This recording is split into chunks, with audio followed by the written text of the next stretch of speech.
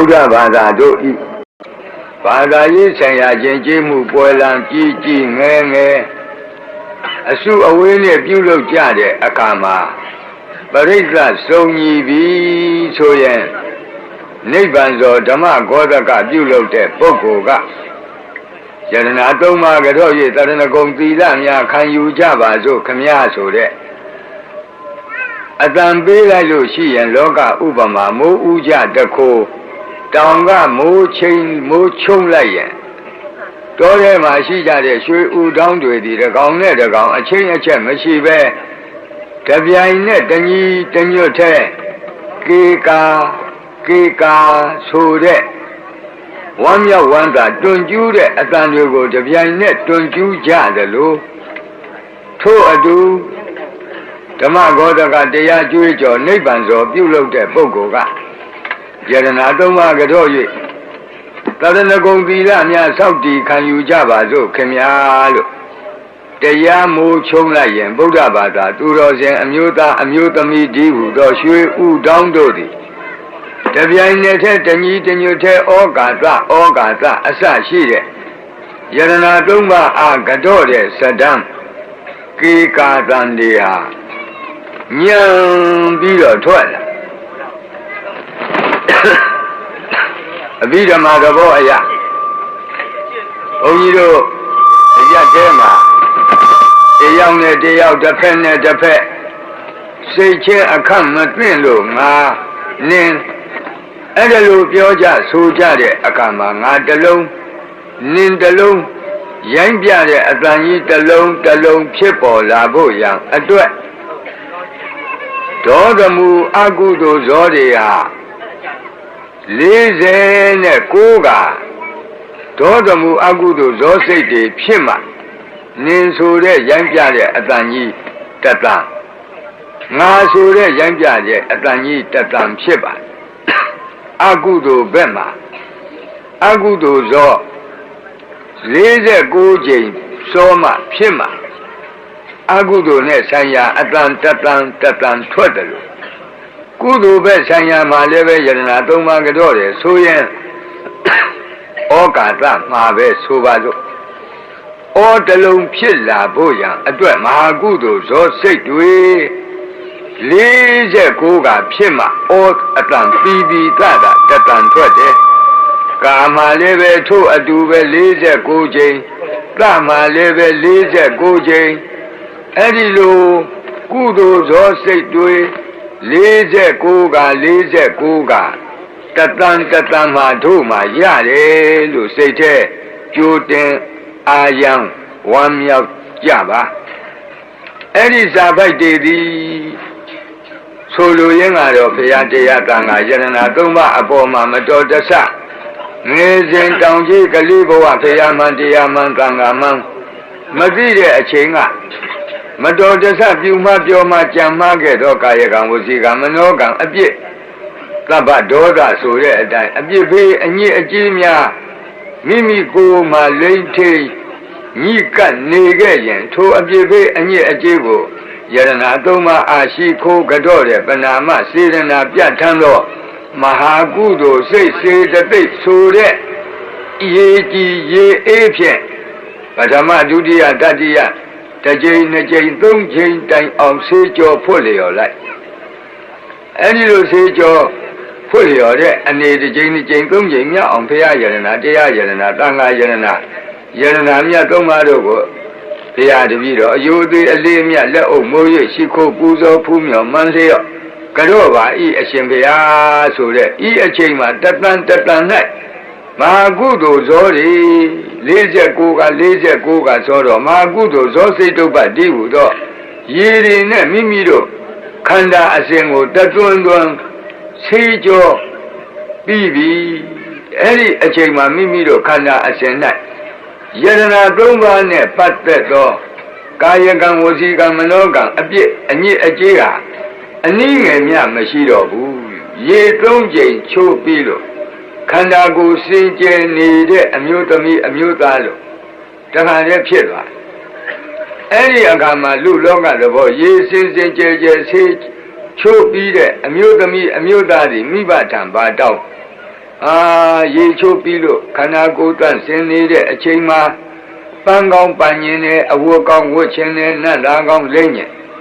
ပန်းကောင်းပေးပါအဝတ်ကောင်းပေးပါနတ်လာကောင်းပေးပါတောင်းတယ်လို့တောင်းတယ်လို့ပဲခြေပေါက်လက်ခါတောင်းတယ်ထို့အတူဘုရားဘာသာအမျိုးသားအမျိုးသမီးတို့လည်းမိမိတို့ထိုအချိန်စင်ကြယ်သောကိုယ်ခန္ဓာရှိနေတဲ့အချိန်မှာသီလပေးမဲ့သင်္ဃာတော်ကိုခြေပေါက်လက်ခါမိဘတံသာသမီတောင်းတယ်လို့အာမန္တိတိကရဏေနသဟပင်စသီလံဓမ္မံယာစာမိအရှင်ဘုရားတပည့်တော်ဒီခုအချိန်အမတန်စင်ကြယ်သောခန္ဓာကိုယ်ရှိနေပါဒီစင်ကြယ်သောခန္ဓာကိုယ်ရှိနေတဲ့တပည့်တော်သည်အရှင်ဘုရားဓမ္မတရဏဂုံပြုံးကံဒီဟုသောဥဆိုင်ပန်းတွေ၅ပါးသီလဒီဟုသောဝတ်ကောင်းစရ၅မျိုးနတ်တာကောင်းနတ်တာပြောင်း၅မျိုးကိုပန်ရလူကြောင့်ဝတ်ရလူကြောင့်လင်းရလူကြောင့်တောင်းပန်ပါတယ်တောင်းခံပါတယ်ရှင်ဘုရားအနုကံကတ္တဝါသီလံဒီထမေဗန္တိဗန္တိအရှင်ဘုရားလောကံချီးမြှောက်မှုကိုကတ္တဝါပြု၍မေတပြည့်တော်အာသီလံကရဏဂုံသုံးကံဥဆိုင်ပန်းနှင့်တကွာ၅ကံတော်သီလဒီဟုသောဝတ်ကောင်းစရ၅မျိုးနတ်တာကောင်းနတ်တာပြောင်း၅မျိုးကိုဒီထကရုဏာရှိရှုပေးတော်မူကြပါကုန်ဖျားတောင်းပေးတောင်းမှတစ်ချိန်မကဘူးဒုတိယပေးနှစ်ချိန်မြောက်လဲထို့အတူပါဠိလိုတောင်းတတိယံပြီးသုံးချိန်မြောက်လဲပဲထို့အတူပါဠိလိုတောင်းတော့သီလပေးတဲ့ကိုတော်ကဘာအတန်ပေးလိုက်ယမံဝဒမိတံဝတိထာတရားတော်မတွေကဘာဆိုလိုက်တော့အာမဗန္တိဘာလို့ကြတာတော့ဆရာတကားလို့ဆိုရင်ပြောတတ်ပါစေအေးယမဝဒမိတံဝတိထလို့ဆိုလိုက်တဲ့သီလပေးတဲ့ကိုတော်ရဲ့ဆိုလိုရင်းကတရားဓမ္မအပေါင်းသူတော်ကောင်းတို့ကရဏဂုံဆိုတဲ့ဥဆိုင်ပန်းတွေ၅ပါးသီလဆိုတဲ့ဝတ်ကောင်းစရ၅မျိုးတဏိနတ်တာပြောင်းနတ်တာကောင်း၅မျိုးဟာပဂတိဗံပဂတိအဝတ်ပဂတိနတ်တာလို့အထေတရဝတ္ထုကြီးနဲ့ကင်ပြီးရော့ပန်းဟဲ့ရော့ဝတ်ဟဲ့ရော့လိမ့်ဟဲ့အဲ့ဒီလိုအထေတရနဲ့ကင်ပြီးတော့ပေးလို့ရကောင်းတာမဟုတ်ဘူးနှုတ်ကမြွတ်ပြီးတော့ဆို၍ဆောက်တီမှရကောင်းတဲ့တရဏဂုံပန်းရကောင်းတဲ့၅ပါးသီလဝတ်ကောင်းစရနတ်တာကောင်း၅မျိုးဖြစ်တယ်ဒီတော့ရှေ့ကနေပြီးတော့ဆောက်တီးပုံကိုဆိုပေးမယ်အဲ့ဒီဆိုပေးတဲ့ဆောက်တီးပုံကိုမမှားအောင်လိုက်ဆိုကြဒီအဓိပ္ပာယ်နော်သီလပေးတဲ့ကိုတော်ကယမဟံဝဒမိတံဝတိထာသာတော်ဘောနှလုံးပြောင်းပြောင်းသူတော်ကောင်းတို့ယံအကျဉ်းကရဏဂုံဆောက်တီးပုံ၅ပါးသီလခံယူဆောက်တီးပုံကိုအာငါဒီဝဒမိရှေ့ကတိုင်တဲဆို၍ပေးပါအံတန်ထူငါဆို၍ပေးတဲ့၅ပါးတရဏဂုံဆောက်တီးပုံ၅ပါးသီလဆောက်တီးပုံပါဠိကိုတုံမေသင်သူတော်ကောင်းတို့သည်ဝတိထအတုလိုက်ကဆိုကြပါတိုက်တွန်းတယ်မမအောင်လိုက်ဆိုကြနော်လို့တလူတိုက်တွန်းတော့တရားဓမ္မကအာမဗန္တိရှင်ဖေဟာအာမကောင်းပါပြီအရှင်ဖေဟာလို့ဆိုလို့ထိုအခါသီလပေးတဲ့ကိုတော်ကဘာစပေးလိုက်ဘာစပြီးတော့ရွတ်ပေးဆိုပေးလိုက်ကြလေနမောတတ္တဗုဒ္ဓဝတ္တောအရဟတောသမ္မာသမ္ဗုဒ္ဓတ္တဘုရားရှိခိုးစာပိုက်ကလေးလေးကစာဆိုနိုင်တယ်ဆိုနိုင်လို့စာပိုက်တိုးလို့များတန်ဖိုးနေတဲ့မအောင်မေနဲ့မြတ်စွာဘုရားရဲ့ဂုဏ်တော်တွေမြောက်များစွာရှိတဲ့အ낵ကလူတကာနတ်တကာမြမာတကာတို့ရဲ့နှုတ်ဖြားမှာအလွန်ထင်ရှားတဲ့ဘဂဝါဂုံအရဟံဂုံသမ္မာသမ္ဗုဒ္ဓဂုံဆိုတဲ့ဂုံတော်ကြီး၃ပါးနဲ့ဘုရားကိုရှိခိုးတဲ့စာပိုက်ဖြစ်ပါတယ်ဒါကြောင့်ဘုရားကရဏဂုံမခံခင်၅ပါးသီလမဆောက်တည်ခင်ရှေးဥစွာမြတ်စွာဘုရားအားတူတူချင်းချင်းနဲ့လူရင်းထိကြိုက်အောင်ရှိခိုးကြအောင်စို့အဓိပ္ပာယ်နဲ့သီလပေးတဲ့ကိုတော်ကနမောတတ္တဘဂဝတောအရဟတောသမ္မာသမ္ဗုဒ္ဓတ္တရှေ့ကတိုင်တယ်ဆိုပေးလိုက်ဒကာဓမ္မတွေကတစ်ခေါက်ပဲသီလပေးတဲ့ကိုတော်ကတိုင်တယ်ဆိုပေးပေမဲ့ဒကာဓမ္မတွေက၃ခေါက်အဓိပ္ပာယ်ရှိ အနှစ်ပေကြီးဘဂဝါတော်ဘဂဝါဂုံတော်ယင်ဖြစ်တော်မူထတော်အရဟတောအရဟံဂုံတော်ယင်ဖြစ်တော်မူထတော်သမ္မာသမ္ဗုဒ္ဓသမ္မာသမ္ဗုဒ္ဓဂုံတော်ယင်ဖြစ်တော်မူထတော်တတထိုမြတ်စွာဘုရားအာနမောယူတိမြတ်တို့ရှိခိုးဥညွတ်ပါ၏ဖျားဘုရားရှိခိုးတဲ့စာပတ်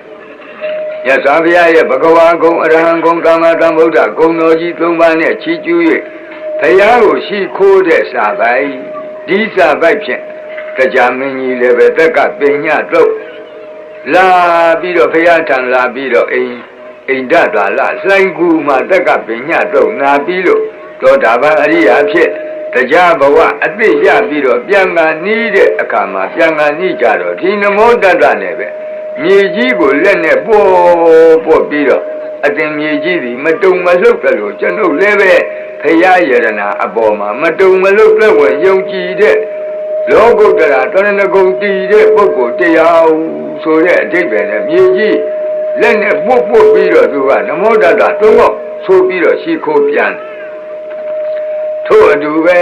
ဓမ္မတိဗြဟ္မာကြီးများဘုရားထံလာပြန်နေဆိုရင်ဒီနမောတတ္တနဲ့ပဲသုံးပါမတ္တရရှိခိုးပြီးတော့ပြန်ရ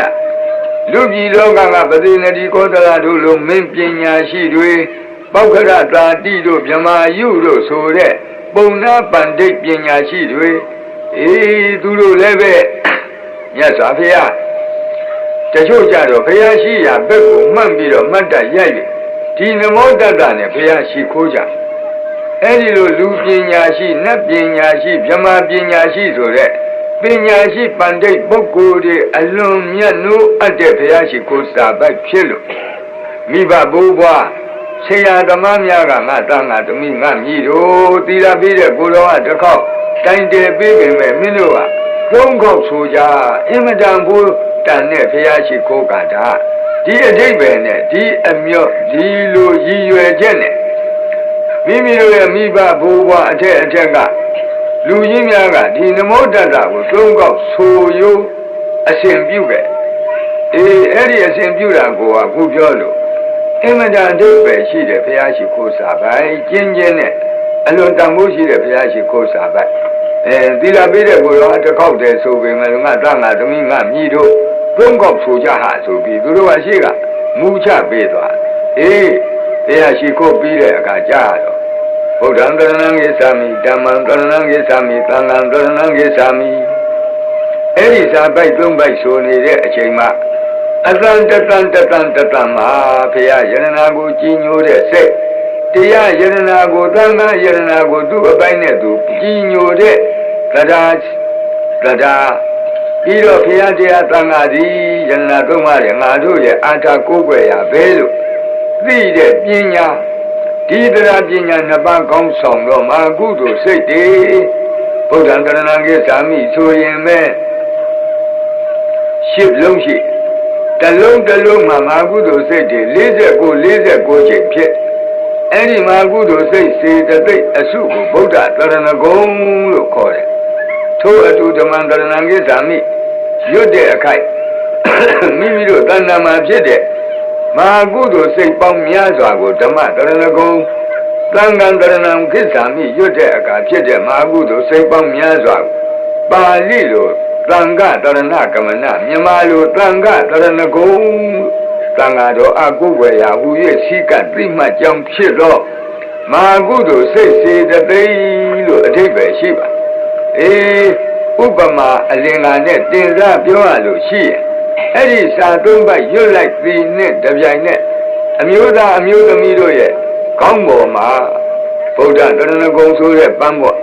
ဓမ္မတရဏဂုံဆိုတဲ့မဟာကုသိုလ်ပန်းပေါ်သံဃတရဏဂုံဆိုတဲ့မဟာကုသိုလ်ပန်းပေါ်ပန်း30ဆင်းလျက်ပွက်လျက်တင့်တယ်တဲ့တရဏဂုံပန်းကန်ကြီးတစ်ခိုင်ကိုမိမိတို့ပန်းမိဆင်မိကြပြီထိုအခါသီလပေးတဲ့ကိုတော်ကမိဘကသာသမီပန်းတစ်ခိုင်ပန်းတာမြင်တော့လှတော့နောက်ထပ်လှကြည့်ခြင်းလို့သားရဲ့သမီးရဲ့နောက်ထပ်တစ်ခိုင်ပန်းမအောင်ဆိုပြီးအလားသီလပေးတဲ့ကိုတော်ကဒုတိယံပြီးဗုဒ္ဓံတရဏံဂိသာမိဒုတိယံပိဓမ္မံတရဏံဂိသာမိဒုတိယံပိသံဃံတရဏံဂိသာမိဒုတိယမြောက်တရဏဂုံပန်းငယ်ကြီးကို နှုတ်ကဆိုပြီးတော့ပေးပြန်တရားတော်မတွေကလည်းပဲဝမ်းမြောက်ဝမ်းသာနှုတ်ကဆို၍ထိုဒုတိယမြောက်တရဏဂုံပန်းငိုင်ကြီးကိုယူကြယူပြီးတော့မိမိတို့ကောင်းပေါ်ပန်ထားလိုက်တယ်ဆိုပါစို့ဒုတိယပြည့်ဆိုလိုက်တဲ့အခါတရဏဂုံပန်းငိုင်နှစ်ခိုင်မိမိတို့ကောင်းပေါ်မှာမြိုင်ကြီးပန်မိပြီထိုအခါမိဘလုပ်တဲ့ပုဂ္ဂိုလ်ဟာနှစ်ခိုင်တဲ့တော့သုံးခိုင်ကပူလာအလေကောင်ကတခိုင်လေဝဲကတခိုင်လေရာကတခိုင်ပူလာမင်းကတွန်းကသမီးတတိယပန်းငိုင်ပန်အောင်လို့ပေးတယ်လို့သီလပေးတဲ့ကိုယ်တော်ကတတိယံဘိဗုဒ္ဓံသရဏံဂေသမိတတိယံဘိဓမ္မံသရဏံဂေသမိတတိယံဘိသံဃံသရဏံဂေသမိဆိုပြီးတော့တရဏဂုံပန်းငိုင်ကြီးပေးပြန်ဒကာဒကမကြီးကလည်းနှစ်သက်အာယဝမ်ပန်တတာဆို၍ယူကြဒီအချိန်မှာမိမိတို့ကောင်းပေါ်မှာတရဏဂုံပန်းငိုင်ကြီးသုံးကိုင်ပန်မိနေပြီတဲ့ဒီအချိန်သီလပေးတဲ့ကိုယ်တော်ကဘာလုပ်လဲသရဏဂမနံပရိပုံနံပါဠိစကားပြောလိုက်တရားတော်မတွေကအာမဗန္တိပါဠိလိုပြန်ပြောကြဘာတို့ဆိုရတာလဲနားလေရမိဘနှစ်ပါးကနေပြီးသားတို့သမီးတို့ပန်းပန်ပြီးပလားလို့မေးတယ်သီလပေးတဲ့ကိုယ်တော်ကသရဏဂမနံပရိပုံနံသာတော်နှလုံးပြောပြောင်းသူတော်ကောင်းတို့သရဏဂမနံသရဏဂုံသုံးကံဥဆိုင်ပန်းလန်းလန်းစွန့်စွန့်ပန်းရှင်ချင်းဆိုတဲ့အမှုသည်ပရိပုံနံပြည့်စုံကြပါလားသရဏဂုံပန်းနေပန်းလို့ပြည့်စုံမလားကျေနပ်ပါလားအားရပါလားမေးလိုက်ထိုအခါတရားတော်ကအာမဗန္တိပြည့်စုံပါပြီဖေဟာကျေနပ်ပါပြီဖေဟာအားရပါပြီဖေဟာလို့ဒီလိုပြန်ပြောလိုက်တာထိုအခါကျမှသီလပေးတဲ့ကိုယ်တော်ကအဝတ်ကောင်းဆလတထဲဝတ်ကောင်းတထဲပြီးတထဲတဏိနတ်သာကောင်းတမျိုးပြီးတမျိုးလှမ်းပေးတယ်လို့နော်သီလပေးတဲ့ကိုယ်တော်ကဘာနာတိပါဒဝိရမဏိသိက္ခာပဒံသမာဓိယာမိဆိုပြီးတော့ဘာနာတိပါဒဝိရတိသီလဒီဟူသောအဝတ်တထဲပေးလိုက်ပြန်နန္တာကောင်းတမျိုးပေးလိုက်ပြန်တရားတော်မဒီကလေးပဲဝမ်ပန်တတာလိုက်ဆို၍ထိုပါဏာတိပါဒဝိရတိသီလဒီဟူသောအဝတ်ကောင်းကိုမိမိကိုယ်မှာရှင်းလိုက်နန္တာကောင်းကိုမိမိကိုယ်မှာလိမ့်သချဲလေလိုက်နောက်ဒီကသီလပေးတဲ့ကိုယ်တော်ကအဒိဏဒါနဝိရမဏိသိက္ခာပဒံသမာဓိယာမိဒုတိယမြောက်အဒိဏဒါနဝိရတိသီလဒီဟူသောအဝတ်ကောင်းဆလနန္တာကောင်းတစ်မျိုးပေးလိုက်ပြန်ဆိုပေးလိုက်ဒီကဓမ္မတွေကဝမ်းမြောက်ဝမ်းသာဆို၍ယူကြမိမိတို့ကိုယ်မှာရှင်းပြီးဝတ်ပြီးကြတက္ကတတိယံပြီးသုံးချိန်မြောက်ကြတော့ကာမေတုမိစ္ဆာစာရဝိရတိသီလဒီဟူသောအဝတ်ကောင်းနန္တာကောင်းလေးချိန်မြောက်ကြတော့မုသာဝါဒမှာရှောင်ကျင်ခြင်းဆိုတဲ့မုသာဝါဒဝိရတိသီလဒီဟူသောအဝတ်ကောင်းနန္တာကောင်းငါးချိန်မြောက်ကြတော့သုရာပါဏဝိရတိသီလဒီဟူသောအဝတ်ကောင်းနန္တာကောင်းကိုကိုင်ဝတ်တော့လိမ့်တော်လို့ဆိုပြီးအလားရှိကတိုင်းဆိုပေးတရားတော်မတွေကလည်းပဲဝမ်ပန်တတာလိုက်၍ဆိုယူကြအဲ့ဒါဒီဥပမာအလင်္ကာပြောလို့ရှိရင်ဝတ်ကောင်းစလား၅မျိုးနေရာတကြဝတ်ပြီးတဏိနန္တာကံနန္တာကောင်းနန္တာပြောင်း၅မျိုးကိုနေရာတကြအလှဆုံးလိမ့်ပြီးဥပမာအလင်္ကာနဲ့ပြောတယ်အဲ့ဒီအခါမှာမိဘကနေပြီးတော့အဝတ်ဆန်စာဝတ်ပြီးနန္တာကောင်းလိမ့်ပြီးပန်းကောင်းပန်းပြီးတဲ့သားသမီးကိုကြည့်ပြီးဝန်းမြောက်တော့ဗာပြောမလဲမိဘကဥပမာဗာပြောမလဲဆိုတော့ငါသားတို့ငါသမီးတို့ဒီပန်းတွေဒီအဝတ်တွေဒီနတ်သားတွေနဲ့ငါသားတို့ငါသမီးတို့နဲ့သိလိုက်ဒါတွေရှင်းပြလိုက်တဲ့အတွက်သိတင်တယ်သွားဒီတော့သားတို့သမီးတို့အဲ့ဒီပန်းနေလွတ်မသွားအောင်အဲ့ဒီအဝတ်တွေညစ်မသွားအောင်အဲ့ဒီနတ်သားတွေပြေးမသွားအောင်ချက်သားတို့ချက်သမီးတို့တတိပြုကြလို့အဲ့ဒီလိုမိဘကတတိပေးတယ်လို့သီလပေးတဲ့ကိုယ်တော်ကတိသရဏိနသာပင်စင်ကသီလံသာဓုကံကတ္တဝအဗမဒိနသံပါတိထာပြောလိုက်တရားဓမ္မတွေကအာမဗန္တိဆိုလိုက်အားတော့အဓိပ္ပာယ်သိကြတယ်မသိတယ်တော့မသိဘူးနော်သူကတော့အပိအယူကတော့ပါဠိကတော့ဖြောင်းသီလပေးတဲ့ကိုယ်တော်ကသာတော်နှလုံးပြောပြောင်းသူတော်ကောင်းတို့ဒုံမေသင်တို့သည်တိတရဏိနတရဏဂုံတုံကံဥဆိုင်ပန်းနှင့်သာတကွ ပင်စင်ကသီလ၅ပါးသီလကြည့်ဟုသောဝတ်ကောင်းစလ၅မျိုး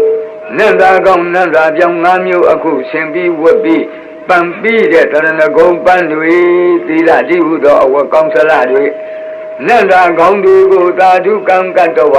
တတိမြဲမြဲမြန်မြန်ထားပြီးတော့အပမဒိနာမမိမလျောတဲ့တတိဖြင့်သံပါတိထတရဏဂုံပန်းတွေနှောမသွားအောင်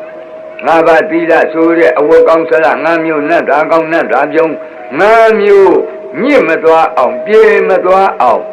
အေးကြီးစွာသောတတိဆောင်လျက်သံပါတိထမကျိုးမပေါက်မကြားမပြောက်ရအောင်ထိမ့်သိမ့်ဆောင်ရှောက်ပြည့်စုံကြပါစေလို့တိုက်တွန်းစကားပြောတာဒီမှာတရားဓမ္မတွေကအာမဗန္ဒီကောင်းပါပြီအရှင်ဘုရားလို့ဝန်ခံလိုက်ကြ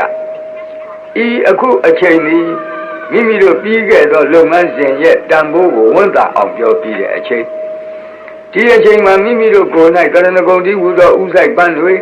ငါးပါးသီလတိဟူသောအဝတ်ကောင်း၅မျိုးနတ်သားကောင်း၅မျိုးကိုပန်ပြီးဝတ်ပြီးလိမ့်သပြီးသောအနေမှာဓမ္မနယ်ပယ်ကကြည့်ရင်ရောက်နေတယ်အဲဒီရောက်နေတော့လောက၌အဝတ်ကောင်းဝတ်ပြီးနတ်သားကောင်းလိမ့်ပြီးပန်းကောင်းပန်ပြီးတဲ့အမျိုးသမီးအမျိုးသားတွေဘာလို့လဲမင်္ဂလာပွဲတပင်ဝတ်နေအေးထို့အတူပဲတရဏဂုံပန်ပြီးတော့ငါးပါးသီလဝတ်ကောင်းစလ၅ပါးဝတ်ပြီးတော့နတ်သားကောင်း၅မျိုးလိမ့်သပြီးတော့တို့အမျိုးကောင်းသားအမျိုးကောင်းသမီးများသည်တရားမင်္ဂလာပွဲကိုဝင်ကြရအောင်တဲ့